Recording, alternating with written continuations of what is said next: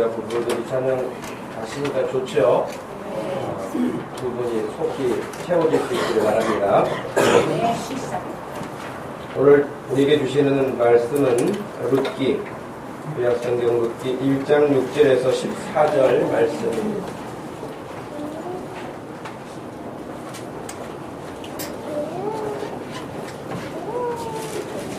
룻기 1장 6절에서 14절까지 말씀 찾으셨으면 한 목소리로 말씀을 읽겠습니다. 그 여인이 모압 지방에서 여호와께서 자기 백성을 돌보시다 그들에게 양식을 주셨다 함을 듣고 이에 두 며느리와 함께 일어나 모압 지방에서 돌아오려 하여 있던 곳에서 나오고 두 며느리도 그와 함께하여 유다 땅으로 돌아오려고 길을 가다가 나오미가 두 며느리에게 이르되 너희는 각기 너희 어머니의 집으로 돌아가라. 너희가 죽은 자들과 나를 선대한 것 같이 여호와께서 너희를 선대하시기를 원하며 여호와께서 너희에게 허락하사 각기 남편의 집에서 위로를 받게 하시기를 원하노라 하고 그들에게 입맞춤에 그들이 소리를 높여 울며 나오미에게 이르되 아니니이다. 우리는 어머니와 함께 어머니의 백성에게로 돌아가겠나이다 하는지라. 나오미가 이르되 내 딸들아 돌아가라. 너희가 어찌 나와 함께 가려느냐. 내 태중에 너희의 남편된 아들들이 아직 있느냐. 내 딸들아 되돌아가라. 나는 늙었으니 남편을 두지 못할지라. 가령 내가 소망이 있다고 말한다든지 오늘 밤에 남편을 두어 아들들을 낳는다 하더라도 너희가 어찌 그들이 자라기를 기다리겠으며 어찌 남편 없이 지내겠다고 결심하겠느냐. 내 딸들아 그렇지 아니하니라. 여호와의 손이 나를 치셨으므로 나는 너희로 말미암아 더욱 마음이 아프도다 하매 그들이 소리를 높여 다시 울더니 오르마는 그의 시어머니에게 입맞추되 롯은 그를 붙잡았더라. 아멘.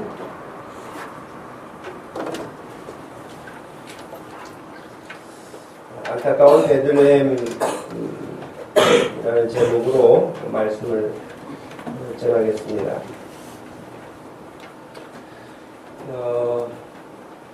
아시는 것처럼 제가 지난 열흘 동안 이스라엘 지역에 가서 공부를 하는 시간이 있었고 또 이스라엘 신약에서의 문화라고 하는 과목이었는데 신약 시대의 어떤 그 문화 활동 또 실제적인 생활들 이게 어떠했는가를 책으로 오전에 강의를 하고 오후에는 그 현장에 나가보는 그런 일이어서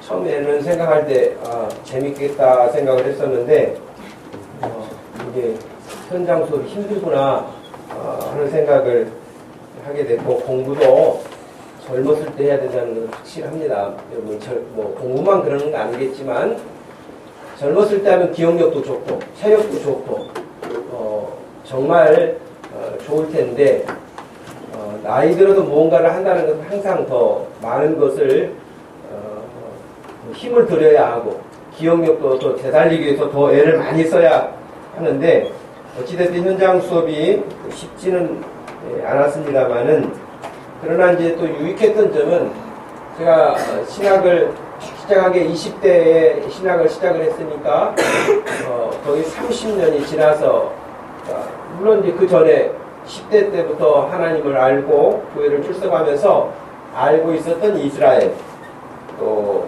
성경의 지명들 또 그 안에 있었던 어떤 사건들과 연관된 내용들 그런데 이제 실제로 또 가본 이스라엘은 뭐 같은 점도 있었고 또 색다른 점도 있고 그랬던 것 같아요. 이번 기회가. 그리고 이번 기회 갔을 때에 이스라엘 전역을 다 돌아볼 수 있는 것도 아니었고 신약에서의 문화였기 때문에 신약과 관련된 어떤 부분들과 연관지어서 공부를 해서 이스라엘을 다 돌아볼 수 있는 입장도 되지는 못했습니다.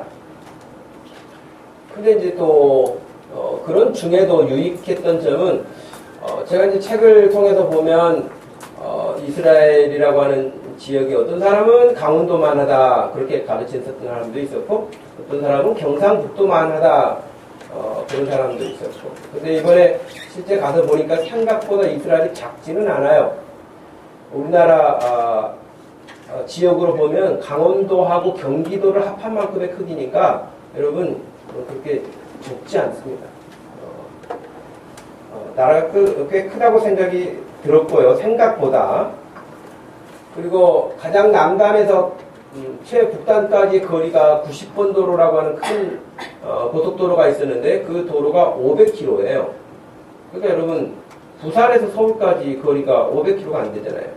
그러니까 거리가 굉장히 길다는 거예요. 여러분 이스라엘 지도를 보시면 아시겠지만 오른쪽 지도를 보시면은 저 위에 화면이 선명하지가 않네요. 근데 보시면은 저 위에 갈릴리 호수라고 하는 갈릴리 호수가 있고 그 밑에 이제 사해가 있죠. 불을 앞에 것만 좀 꺼보시겠어요? 지도가 좀 잘 보이도록.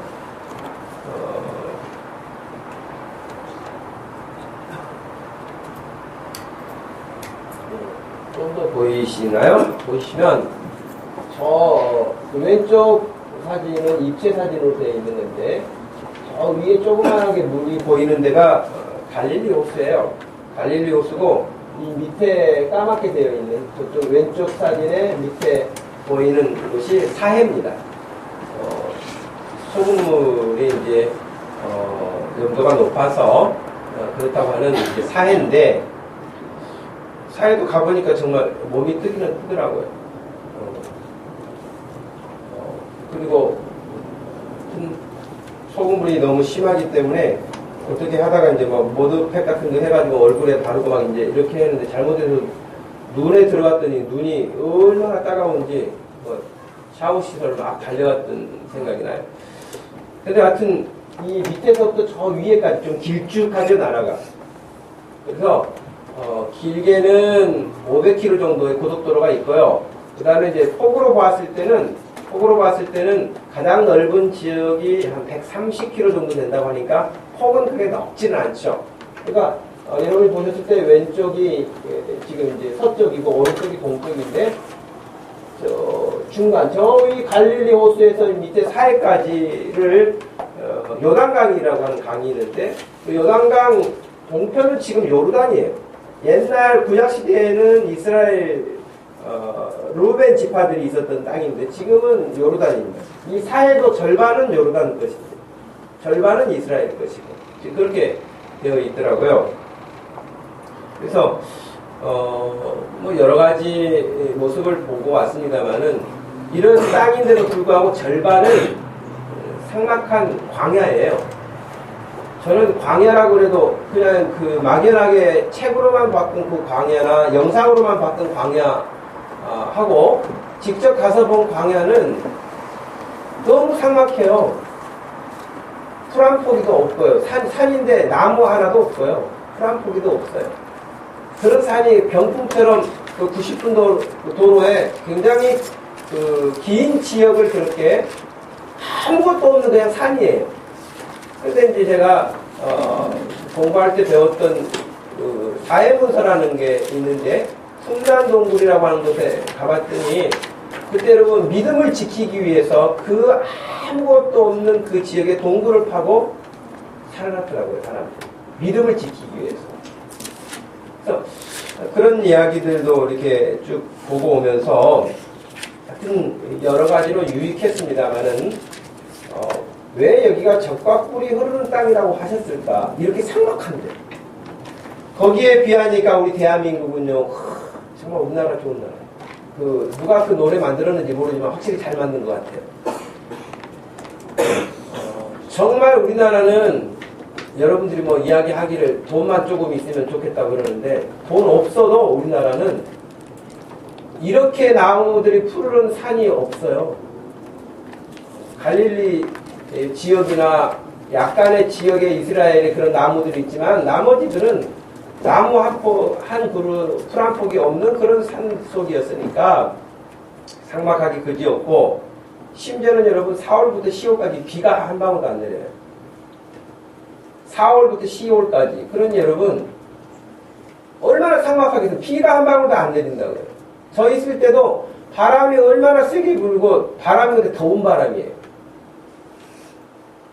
그리고 낮에는 막 너무 더웠다가 저녁 되니까 또 추워가지고 긴팔을 입어야 할 만큼 날씨도 그렇게 급작스럽게 바뀌기도 하고 그런 시간들이었습니다. 근데 적과 꿀이 흐르는 것에 대해서 학자들이 여러 가지 이야기를 하기도 합니다만은 우기가 돼가지고 꽃이 피기 시작하면 광야 지역이 아닌 다른 지역들에서 보면은 꽃이 아주 야생화들이 만발해서 꿀이 많은 지역이라고 그래요. 그 지역이 지금도 그렇고 그 다음에 이제 목축업을 하기 때문에 젖이 풍성한 우유가 풍성한 그래서 젖과 꿀이 흐르는 땅이다라고 생각을 했다고 하는데 어찌됐든 그렇게 해서 젖과 꿀이 많을지는 모르지만 현실로 보았을 때는 참으로 척박한 그런 땅이었다는 생각을 하게 됩니다. 물론 이스라엘에 대한 지형을 우리가 이 시간에 다 이야기할 수도 없고 그럴 수 없지만은 제가 특별히 머물고 있었던 지역이 베들레헴이라고 하는 지역이었습니다. 베들레헴은 사해하고 가까운 지역에 있기도 하고요. 예루살렘하고 멀지는 않지만 그래도 떨어져 있고요. 남쪽으로 좀 떨어져 있던데 저는 이스라엘 하면은 그냥 유대인들이 다 하나님을 섬기고 어찌됐든 유대교 가운데서 그냥 통째로 이스라엘이라는 지도 안에 그려져 있는 나라들이 다 유대인들이 그냥 그렇게 하나님을 섬기고 사는 줄 알았거든요. 가보니 저희가 머물렀던 베들레헴이라고 하는 지역도 유대인들이 사는 게 아니고 팔레스타인 사람들이 사는 거예요.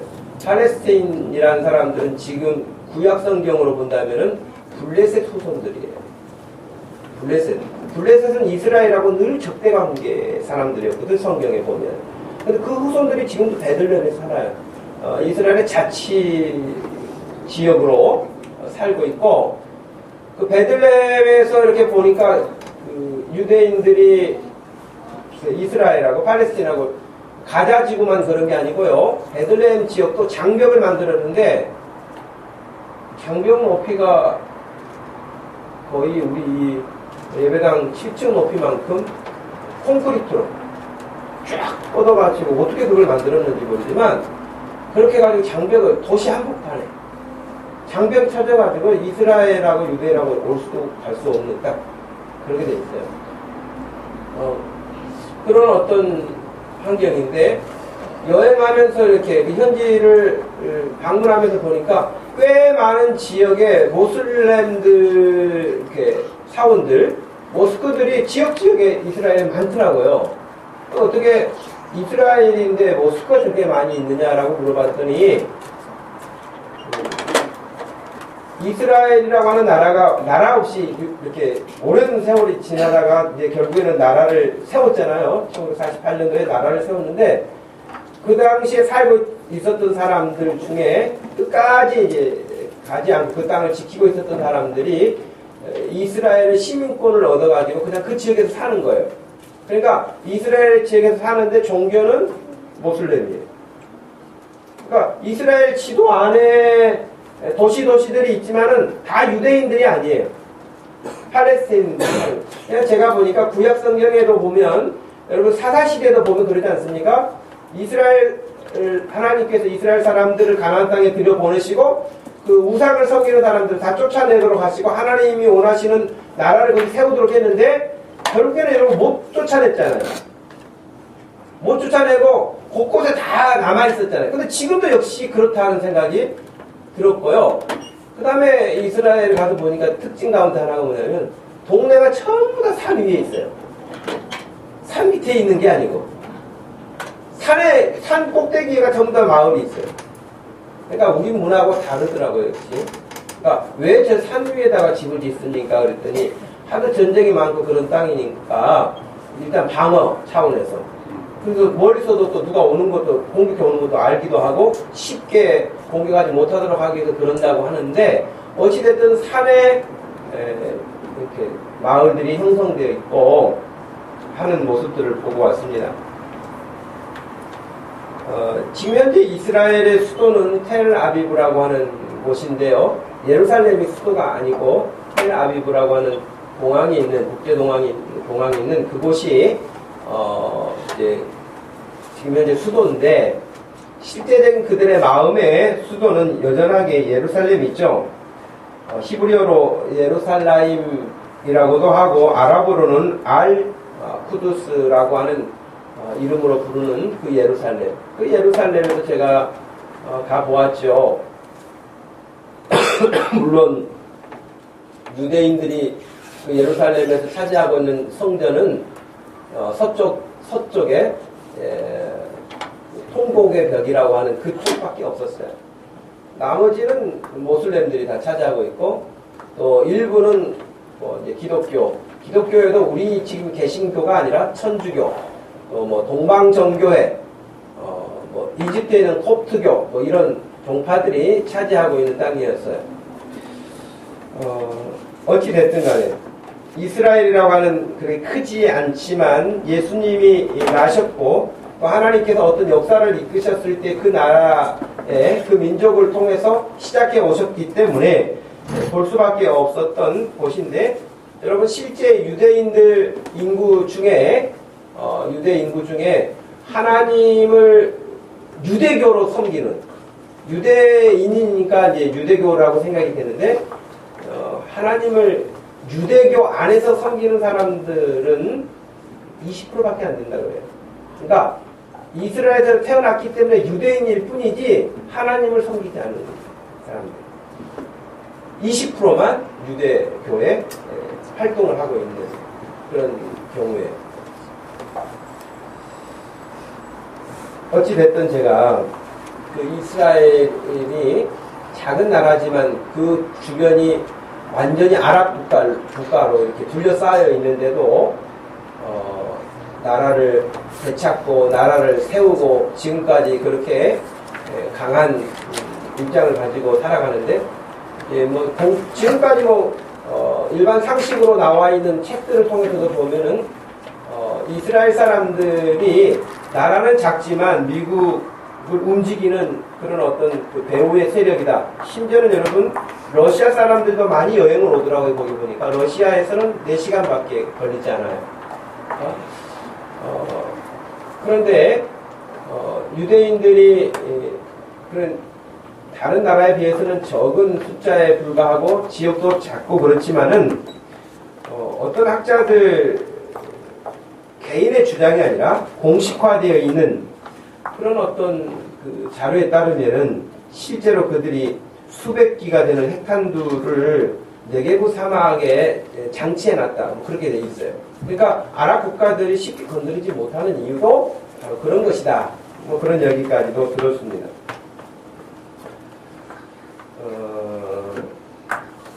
오늘 제가 이제 읽었던 말씀은 제가 머물고 있었던 지역이 베들레헴이었기 때문에 더 생각이 났고, 여러분 베들레헴 하면 여러분들이 생각나는 사건이나 중요한 인물이 있다면 누굽니까?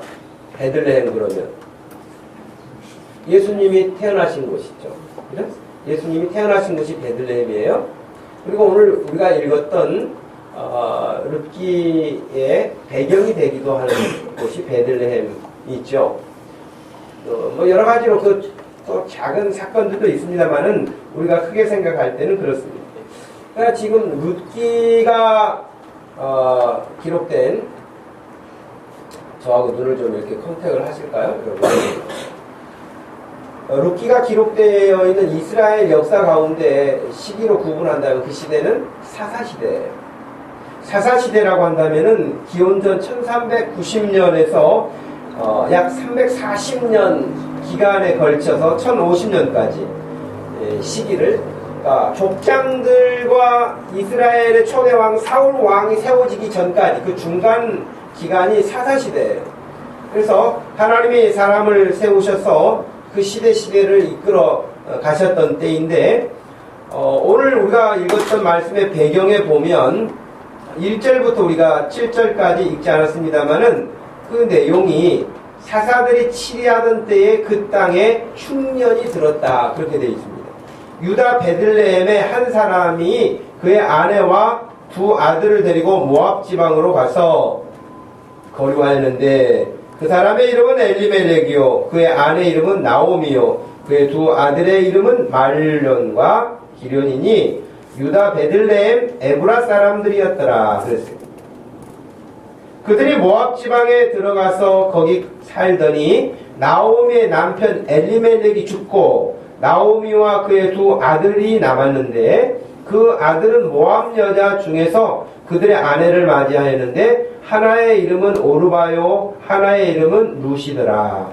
그들이 거기서 거주한 지 10년쯤에 말론과 기럨 두 사람이 다 죽고 그 여인은 두 아들과 남편의 뒤에 남았더라.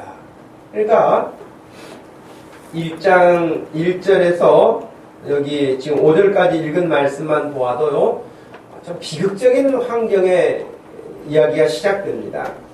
여러분, 베들레헴이라고 하는 말의 본뜻은 떡집이라고 하는 거예요, 떡집.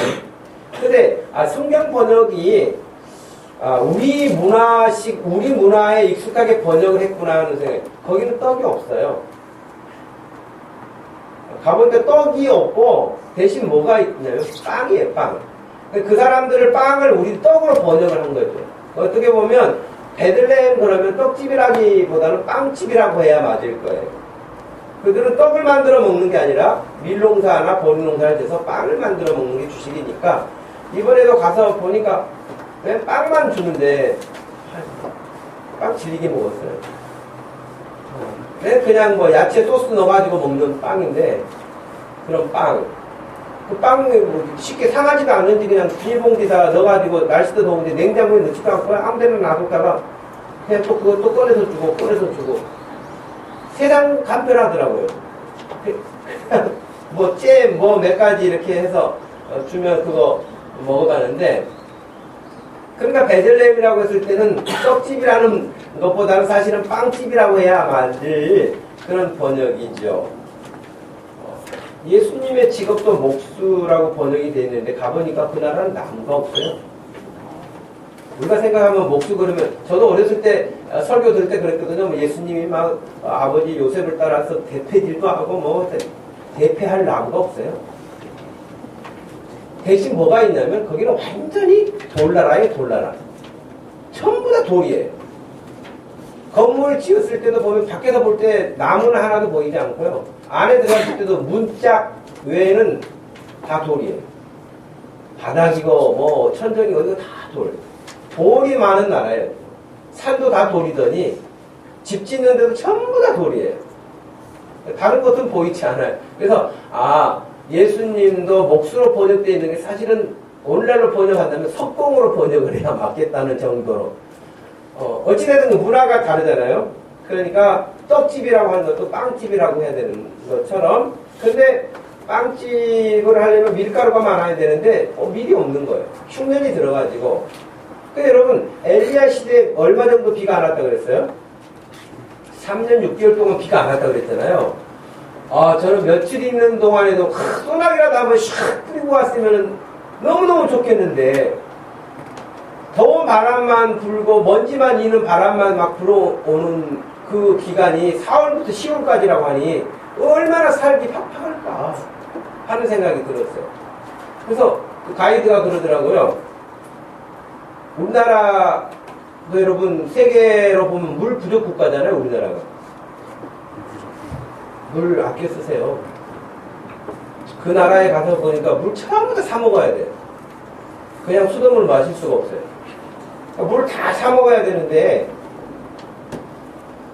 샤워를 할 때도 물 아까워서 이 나라를 생각하니까 물을 아껴서 쓸 수밖에 없더라고요. 뭐 우리가 돈 주는 거니까 뭐 또 마음대로 쓰지. 그 나쁜 생각이고 그 나라를 생각하면은 물이라 조금이라도 아껴주고 하는 것이 이 나라를 생각해 주는 거라는 생각이 들 만큼. 근데 어찌됐든 우리나라도 물 부족 국가잖아요. 근데 여러분 얼마나 우리 물을 팍팍 씁니까? 샤워할 때 비누칠할 때도 물 꺼놓고 해야 되는데 그냥 계속 켜놓고 하는 경우들이 습관화되어 있는데 우리나라도 가끔 비가 이제 장기적으로 안 오면은 막 난리잖아요. 강풍 들어가지고 공장 가동도 중단해야 될 그런 위기도 있고. 우리나라 사람들이 그런 관리 시설을 잘한다고 하는 이스라엘을 물 수자원 관리 공무원들을 불렀대요. 우리나라에. 어떻게 해서 관리를 하는지. 여러분, 이스라엘은 비가 그렇게 안 오는데 이스라엘은 물 부족해서 제한급수를 한다고 하는 그런 이야기가 없어요. 비가 그렇게 안 오는데. 그러니까 비 오는 날 그 비를 다 받아가지고 저장했다가 관리를 하는 것이죠. 그러니까 하나도 허틀게 쓰는 것이 없는 그 나라더라고요, 보니까. 근데 우리나라에 데리고 와가지고 이제 세미나도 하고 우리나라를 쭉 보여주고 하여튼 그 사람이 하여튼 뭐 가이드 말에 가면 왔다가 금방 갔대요. 이렇게 물 많은 나라에서 무슨 물 관리한다고 우리를 불렀느냐고. 근데 그 이야기는 제가 그 전에도 들었거든요. 그 전에도 새마을 운동할 때에 그 이스라엘이 여러분 진짜 사막 지역에 광야 지역에 가봤더니 아무것도 없는 근데 야자수들이 그냥 쫙쫙 뻗어 있더라니까요. 근데 그 나무 밑에 전부 다 물호수들이 지나가 있어요. 모든 나무에 물호수가 가 있어요. 그래서 물을 조금씩 공급해가지고 그 사막 지역에서 광야 지역에서 야자수들이 이렇게 커가는 모습을 봤는데요. 그 전에 새마을 운동할 때도 우리나라에 데리고 와가지고 어떻게 이스라엘처럼 그렇게 할 수 있겠는가라고 데리고 왔더니 그 사람들 역시 가면서 그런 이야기 했다는 거예요. 이 당신네 나라처럼 산도 많고 나무도 많고 이렇게 좋은 나라에서 무슨 그렇게 불평하고 있느냐고. 더 이상 할 말이 없다고. 이건 충분하게 모든 것을 다 갖추고 있다고. 그렇게 하고 갔다는 거예요. 근데 제가 보니까 진짜 우리나라는 여러분 가지고 있는 게 너무 많아요. 산도 풀고 물도 많고 어찌됐든 간에 그리고 추우면 그냥 따뜻하게 또 더우면 시원하게 하고 다 그렇게 살지 여러분 막 그렇게 더워도 어떻게 해볼 수 없고 추워도 어떻게 해볼 수 없는 상태로 우리가 살지 않잖아요. 그런 거 보면 우리가 너무 좋은 환경에서 살고 있다 라는 생각을 합니다만은 그 베들레헴이라고 하는 빵집에 밀가루가 떨어졌던 더 이상 살 수가 없어서 결국에는 다른 지역으로 가게 됐는데 그 사람이 엘리멜렉이라 그랬어요. 모압 지역이라고 하는 이스라엘의 주변 족속에게로 간 것이죠. 근데 여러분 여기 한 사람을 소개했던 2절의 엘리멜렉 지금 히브리어의 이 말들은 조금 의미 있게 우리가 살펴봐야 되는데 성경에서 엘자가 들어가 있는 그 이름들은 대부분 하나님이라는 엘이 하나님이라는 뜻이거든요. 그러니까 엘리멜렉이라고 했을 때에 하나님은 나의 왕이다 그런 뜻이에요. 그러니까 엘리멜렉이라고 하는 이름이 하나님은 나의 왕이다. 하나님이 나의 왕이면 그 사람은 누구겠어요? 하나님의 백성이죠. 하나님이 왕이시고 하나님의 백성이고 또 하나님의 자녀이고 또 이 관계는 왕이고 백성이면 그 관계 속에서 뭐가 형성이 돼요? 왕의 통치를 받는 것이 백성이잖아요. 그죠? 그러니까 이 말은 엘리멜렉이라고 하는 이 사람의 말은 하나님의 다스림을 받는 사람 말이 그런 거잖아요. 이름의 뜻을 풀이한다고 한다면. 그런데 엘리멜렉에게 지금 그 환경이 어떤 환경이에요? 먹을 것도 없을 만큼의 흉년이 든 거예요.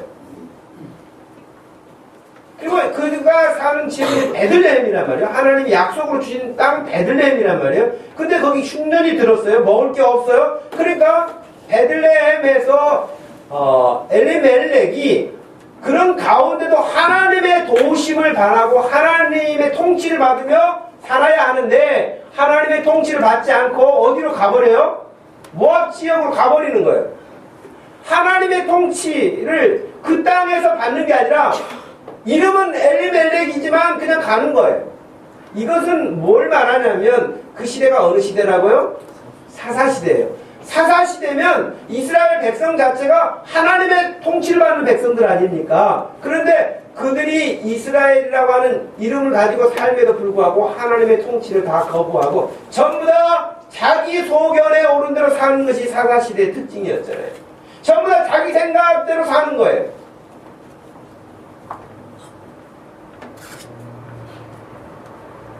여러분 엘리멜렉의 아내 나오미가 나오잖아요.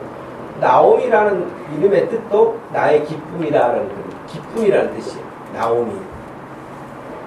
여러분 나오미가 지금 형편이 어떻습니까? 기쁨 환경이 뭐라도 하나라도 있습니까? 흉년 들어서 모압으로 갔죠. 남편 죽었죠. 두 아들 다 죽었죠. 무슨 기쁨? 아무 기쁨이 없어요. 베들레헴인데 빵이 없어요. 엘리멜렉인데 하나님의 통치를 받지 않아요. 나옴인데 기쁨이 없어요. 다 역설적이잖아요, 여러분. 이름이. 이름하고는 정 맞지 않잖아요? 그래서 여러분, 그 두 아들의 이름은 좀 다릅니다. 말론과 기련인데요. 말론이라는 뜻은, 이름의 뜻이 뭔지 병들다는 뜻이에요. 왜 이런 이름을 지었을까 하는 생각이 듭니다. 기련이라고 하는 이름의 뜻은 무엇이냐면 끝났다는 뜻이에요. 끝났다. 병들고 끝났다는 이 두 아들의 이름이 그렇습니다. 이 모습은 굉장히 상징적인 것들이 많이 들어가 있는 거예요. 그러니까 이스라엘이라고 하는 이 나라가 하나님의 통치를 받지 않고 각자 자기 멋대로 자기 생각이 법이에요.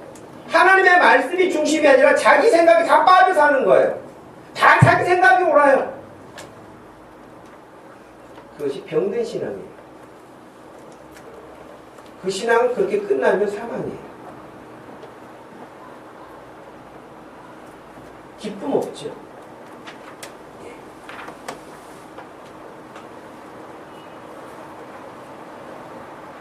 베들레헴에 가봤더니요, 정말 빨리 한국으로 가고 싶더라고요. 그냥 도시를 보면은 전부 다 그냥 그 돌로 지은 집들만 쫙 뭐 그냥 여기저기 있고 바람만 불고 비 한 방울도 없고. 근데 차는 어디서 그렇게 중고 알아보니까 우리 한국차 중고차라고 하던데 현대 기아차가 거의 한 50%는 됩니다. 전부 다 차들이 근데 그 많이 요르단 통해 가지고 중고차들 수입한다는데 우리나라도 도둑당하는 차들 많다잖아요.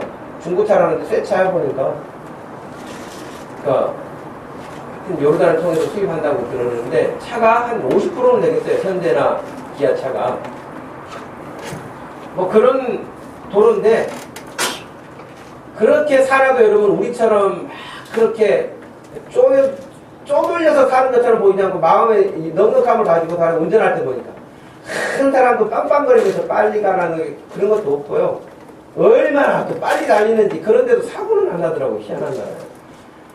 하여튼 그런데 그 지역의 사람들이 살아가는 모습 보니까 예수님의 탄생교회라고 하는 그 탄생교회 앞에 호텔들이 여러 개가 있어요. 예수님 탄생 뭐 성탄절이 오고 그러면 그 주변이 완전히 뭐 호텔 값이 3배, 4배 뜬다는 거예요. 전 세계에서 사람들이 몰려오더라고요. 제가 보니까 저희가 갔을 때도 끊임없이 이게 뭐 순례객들. 우리는 저 같은 경우는 이스라엘에 대해서 성경을 이해하기 위해서 공부하는 어떤 차원에서 이렇게 바라보는데 거기는 성지순례라고 하는 이름으로 꼭 가야 하는 그런 생각으로 그들이 오는데 세계 각각의 다양한 형태의 기독교의 성격을 가지고 있는 사람들이 이제 거기 와요. 근데 참 묘한 게 모슬렘 국가인데 예수님 때문에 먹고 살아.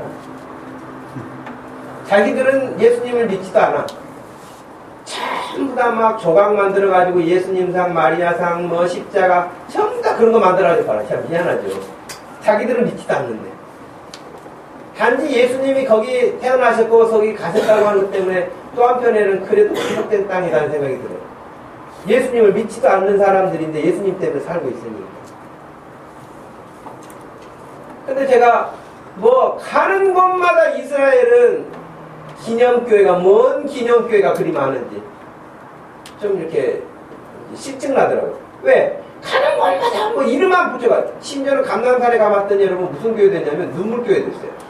예수님이 이렇게 예루살렘 성을 이렇게 바로 보게 돼 있거든요. 감람산이 여기면 여기가 예루살렘 성인데 여기서 내려다볼 수 있게 돼 있어요. 예수님이 오셨다 해서 눈물 모양으로 해가지고 교회를 만들어놨어요. 그 눈물교회. 예수님 수태고지를 받았다는 마리아, 수태고지 교회, 탄생교회. 그 다음에 예루살렘의 성에 갔을 때 거기 또 예수님이 이렇게 장사 지내받았다고. 거기 예수님이 이렇게, 시신을 모아놓고 거기다 이렇게 염을 했다고 하는 그 터가 있는데 그게 진짜인지 가짜인지 저는 알 바가 없죠. 2000년이 지났는데 어떻게 알겠어요? 근데 거기 돌이라고 해가지고 예수님 염했던 돌이 있어요. 고난주간이 되면 전 세계에서 사람들이 몰려가지고 막달라 마리아처럼 향유를 얼마나 부어대가지고 거기 들어갈 때 막 머리 아파. 얼마나 냄새가 진한지. 그리고 막 천주교 사방대서 와가지고 뭐 향불 피우고 막 이렇게 해가지고 예루살렘이 뭔지. 그러니까 예수님은 없고 온갖 종교 행위만 남아있는 것이 예루살렘이다 생각이 들어요. 베들레헴 역시 마찬가지였습니다. 베들레헴에 빵이 없는 것처럼 예루살렘에 예수님이 없어요. 베들레헴에 예수님이 안 계세요.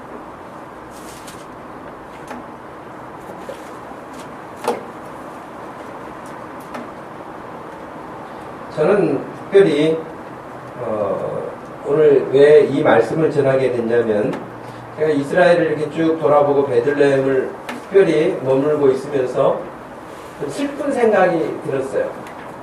이 하나님의 말로 다 할 수 없는 큰 복을 받았던 이 땅, 이 백성들인데 그들이 겉으로는 예수님의 십자가, 예수님의 조각상, 마리아의 조각상, 예수님의 발 씻기는 모습, 성경에 나오는 모든 것들을 형상으로 만들어가지고 장사만 하고 있었지 예수님은 없어요. 베들레헴에 빵이 없는 것처럼 예루살렘에 복음이 없다는 거예요.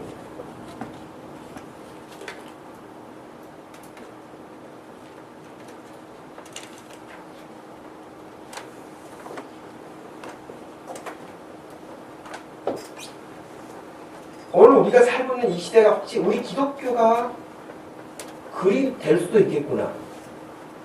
저는 그래서 어떤 결론을 얻었냐면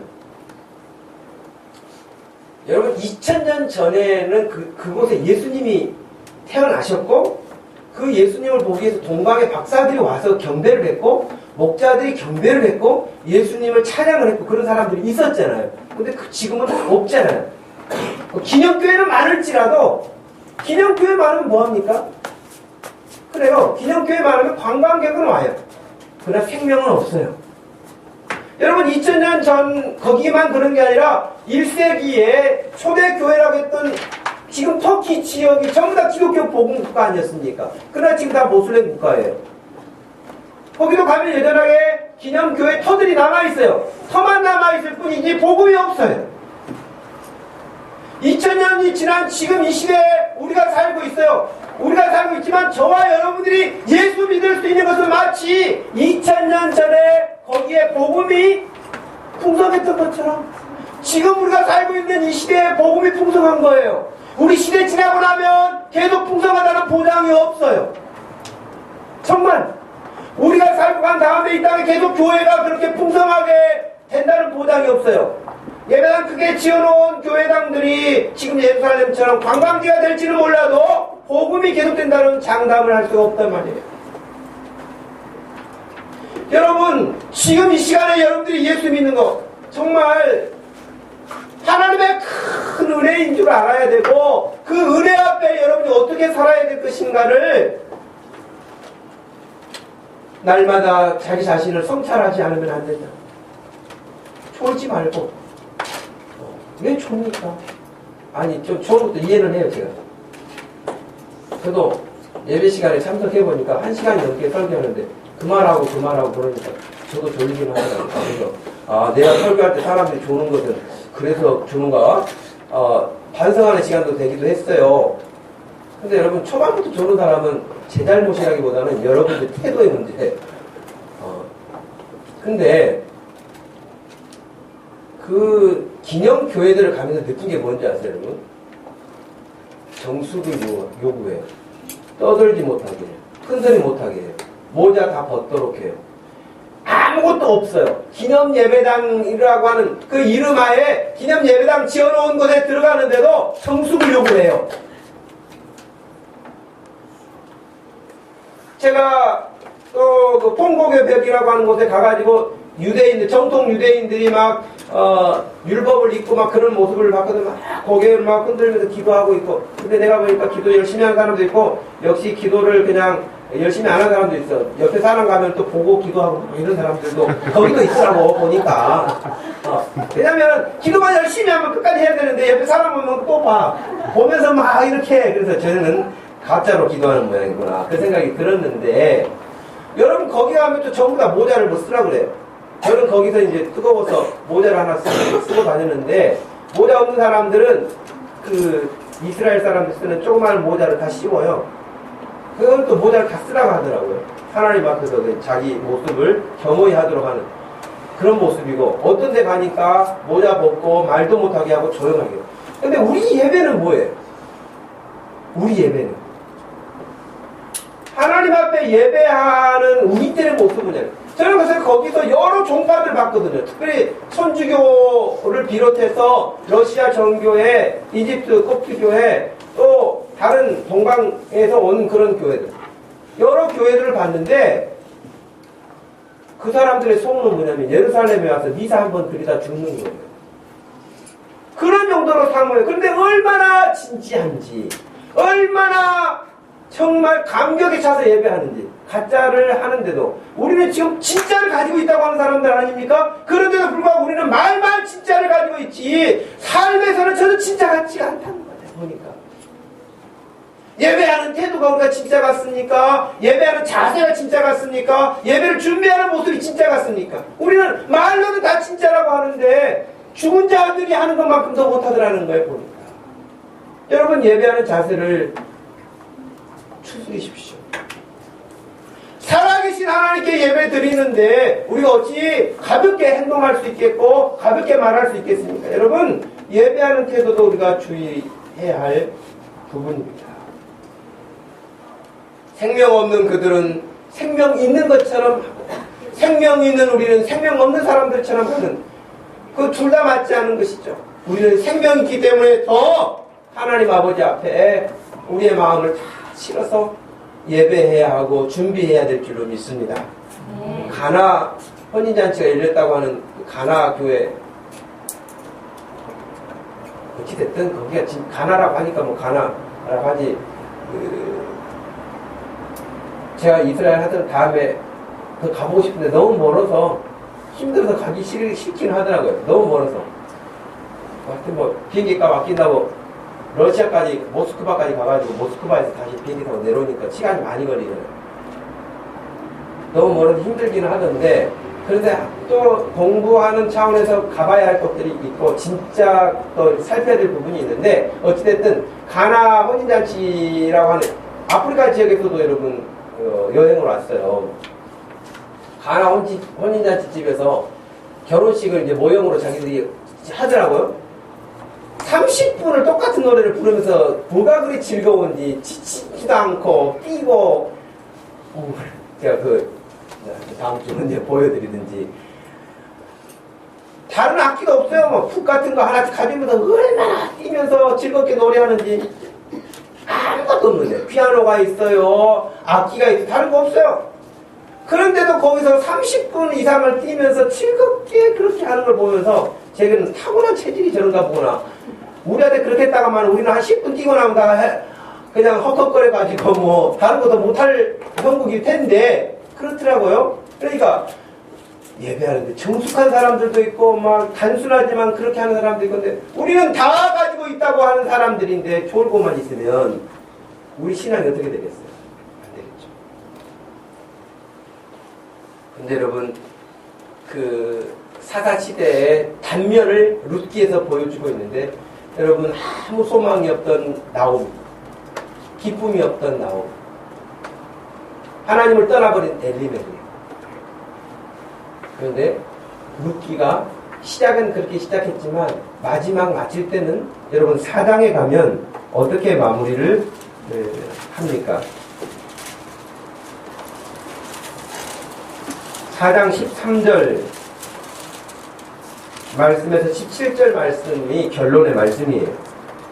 4장 13절에서 17절까지 한번 읽어봅시다. 시작. 이에 보아스가 롯을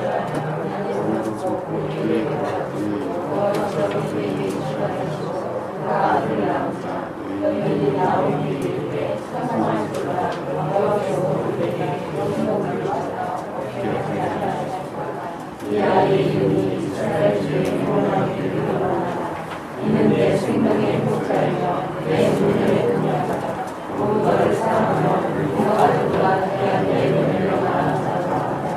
어머니가 아들에다가 후회를 구하고 이를 가져가니 그의 이름을 우리에게 이름을 지어주시되 나오미에게 아들이 태어났다여 그의 이름을 오벳이라 하는데 그는 아들의 아버지 지시의 아버지였다. 여기 보니까 이제 처음 시작할 때는 비극적인 가정으로 시작됐는데 마지막 지금 결론에서는 놀라운 이름들이 나오게 됐죠. 다윗의 이름이 나오고 다윗의 아버지 이새가 나오죠. 여러분, 절망적인 그들에게 유일한 소망은 하나님이 보내시겠다고 약속하신 메시아가 오시는 일이었어요. 그래서 지금 이제 이새가 태어나게 되어졌는데 다윗의 아버지였다고 했죠. 그런 여러분, 루시라고 하는 이 여인이 비참하게 아무것도 기댈 것이 없었던 그 땅에서 어머니를 기댈 수가 있었겠어요? 재산이 있어서 기댈 것이 있었겠어요? 아무것도 없었어요. 그런데 그 루시 나오미를 따라서 오는 그 한 가지가 큰 일을 만들게 됐는데 그것이 곧 예수 그리스도의 오시는 축복의 족보에 그가 오르게 됐단 말이죠. 거기 우리가 읽었던 1장 14절 말씀에 그들이 소리를 높여 다시 울더니 오르바는 그의 시어머니에게 입맞추고 돌아갔어요. 그 다음에 롯은 그를 붙여쳤더라 그랬어요. 이게 붙였다라고 하는 그 말은 히브리어 단어에서 다바크라고 하는 단어를 쓰는데요. 이 다바크라고 하는 단어는 어느 때도 썼냐면 창세기 2장 24절에서 남자가 부모를 떠나 아내와 합하여 한 몸을 이루고 라고 할 때 한 몸 합하여 그러다 합하다라고 하나가 된다라고 하는 의미를 쓸 때에 붙였다라고 하는 다바크라고 하는 단어를 씁니다. 그러니까 이것은 신약 성경에서도 요한복음 15장에 보면 여러분 포도나무 비유가 있죠. 포도나무 비유에서 열매를 맺기를 원한다면 가지가 원줄기에 붙어 있어야 된다라고 했을 때 그 붙어 있어야 된다, 붙는다라고 하는 프로스메노라고 하는 프로스메노 이 단어가 구약 성경에 우리가 읽었던 다바크를 번역한 거예요. 그러니까 포도나무 가지가 온줄기에 붙는 것처럼 지금 룻이 나오미가 아무 소망이 없는 사람 아닙니까? 그런데 그 나오미를 떠나지 않고 나오미에게 붙잡혔다라고 하는 것은 하나가 됐다.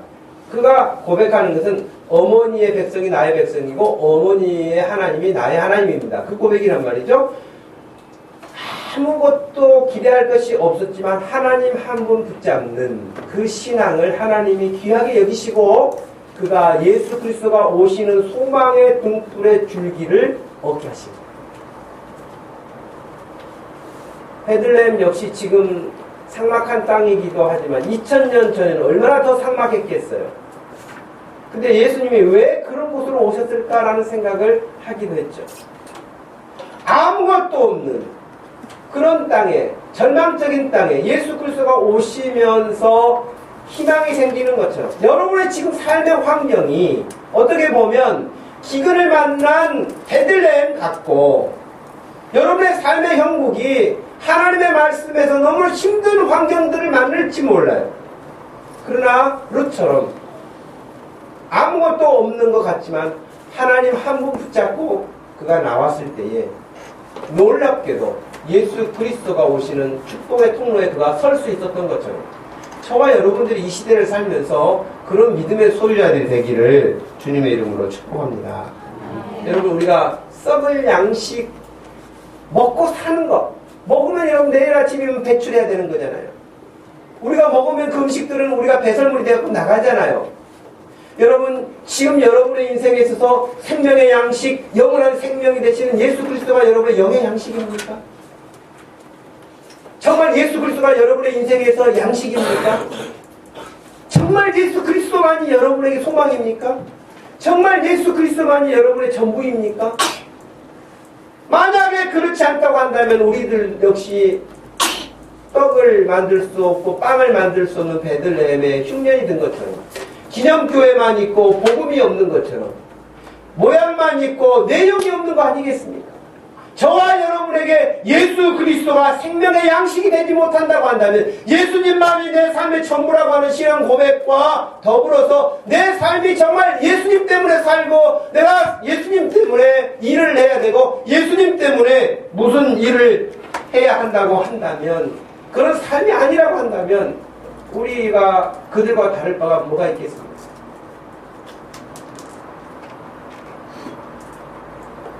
오늘 이 시간에 우리가 루시, 나오미를 붙잡았다고 하는 것은 단순하게 효도를 한다고 하는 그런 의미를 떠나서 그가 절망의 환경에서 하나님을 붙잡았다고 하는 말씀인데, 저와 여러분들이 어떤 형편에 있든지 하나님 붙들고 살기를 소망하고, 정말 지금 눈에 보았을 때는 아무것도 아닌 것처럼 보일지 몰라도 하나님이 축복하시는 그런 인생들이 되기를 바라고, 하나님께서 여러분들의 가정과 여러분들의 자손에 이르기까지 이 복음이 변질되지 않고 전수되기를 바라고, 하나님의 사람들로 여러분들이 세워져서 엘리멜렉처럼 이름만 하나님의 다스림을 받는다, 하나님이 나의 왕이시다, 그럼 말로만 그러는 것이 아니라 실제 우리의 삶 가운데서 하나님의 통치를 받고 하나님의 말씀을 따라서 살고 생활을 하고, 말은 그냥 그럴듯하게 하고 우리의 그냥 모양들은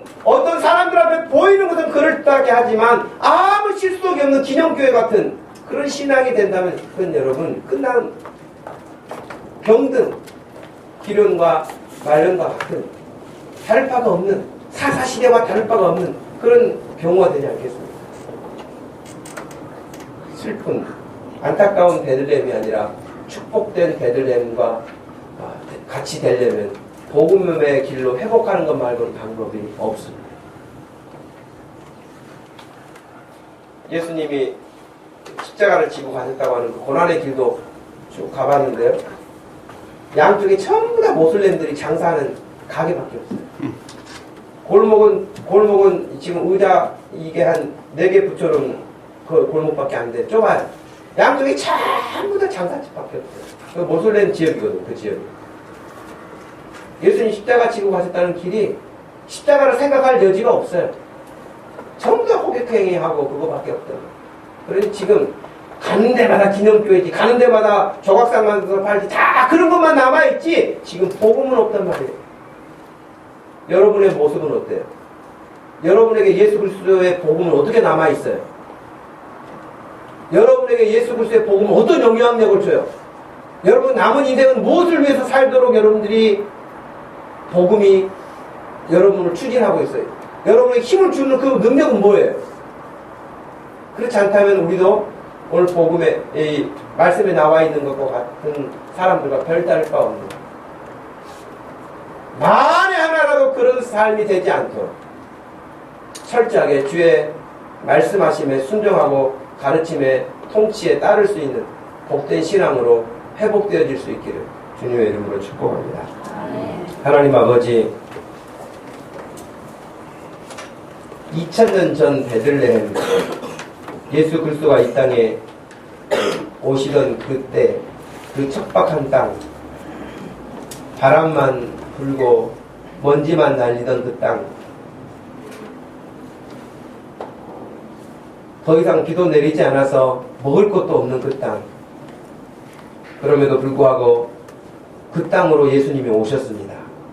사람들은 육의 양식이 떨어지면 그 양식을 얻겠다고 그 땅을 버리고 가지만 우리 예수님은 풍성한 곡창지대로 오시는 것이 아니라 그 가난하고 그 먹을 것 없고 그 험악하고 황량한 그 베들레헴으로 오셨던 것과 같이 그 예수 그리스도를 만남이 생명인 것과 마찬가지로 이 시대를 살아가는 우리들 빵을 쫓아가지 않고 돈을 쫓아가지 않고 떡을 쫓아가는 사람들이 아니라 생명의 양식인 예수 그리스도를 붙잡는 오늘 룻과 같이 나오미의 그 하나님, 다시 회복시키시는 하나님, 다시 그 땅에 먹을 것을 주셨다고 하는 그 하나님의 긍휼하심을 입었던 것과 마찬가지로 오늘 여기 있는 우리 모두가 그와 같은 은혜를 가볍게 여기지 아니하고 소중하고 또 소중하게 여겨서 오직 예수 그리스도로 소망 삼고 사는 믿음이 되게 하여 주옵소서. 아버지 하나님, 우리 교회가 시간이 오랜 지난 다음에도 기념교회로 남아있지 아니하고 생명을 계속해서 뿜어내는 생명수와 같은 교회가 되게 하여 주시옵소서. 그러기 위해서 우리 자신의 믿음들이 깨어있게 해주시고 주의 말씀 앞에 겸허할 수 있도록 한 사람 한 사람을 이 시간에도 붙들어 축복하여 주시옵소서. 감사하신 예수님의 이름으로 기도하옵나이다. 아멘. 다 같이 일어나셔서 94장